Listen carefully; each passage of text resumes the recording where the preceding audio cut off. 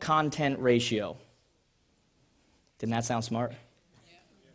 Yeah, I just lost like half of you. We have to master the emotional content ratio. Letting you write it down. Here's what the emotional content ratio says. They did a study, and they wanted to know what was the difference between the emotional ratio of positive to negative thoughts between very normal people and very high successful people. And they wanted to know how many thoughts per day do they think, positive to negative, positive, negative. What do you think the average normal person, thoughts that went through their head, what do you think the ratio was of positive to negative thoughts in their head? For the normal person, somebody yell it out. 80 to 20? 4 to 1? 50-50? Anybody else? 70-30? You guys are getting, I love how people are looking up like I'm going to get this right. None of you saw the study. It's 2 to 1. The average person thinks positive to negative 2 to 1 from a positive to negative thought ratio every single day. Now, they wanted to know from people who are extremely highly successful how much that ratio changes. What do you think it changes to? 5 to 1? Anybody else? 10 to 1? It's 3 to 1.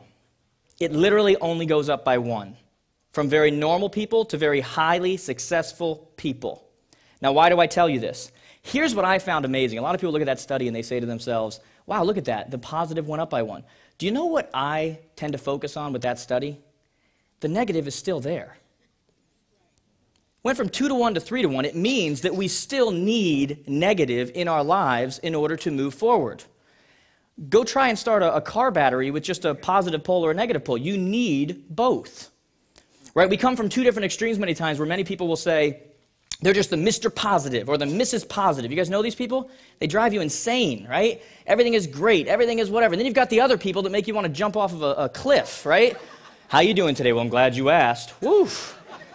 Here goes nothing, right? You want nothing to do with those people. But it's the positive to negative ratio. But the truth is, we need both of them. You see, I'm one that says, when it comes to different situations and whatever, we need storms. There's no doubt we need positive. Focus on it, 3 to 1 or more. But we need storms. What do storms do? See, I'm a person that says, don't only prepare for the rain, I do a freaking rain dance. Is that allowed? Freaking?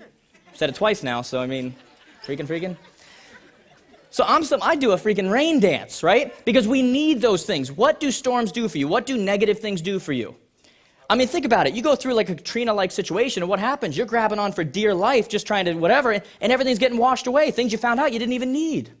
Sometimes we go through things in relationships we don't need, people we don't need, whatever it may be, get washed away because we needed those storms.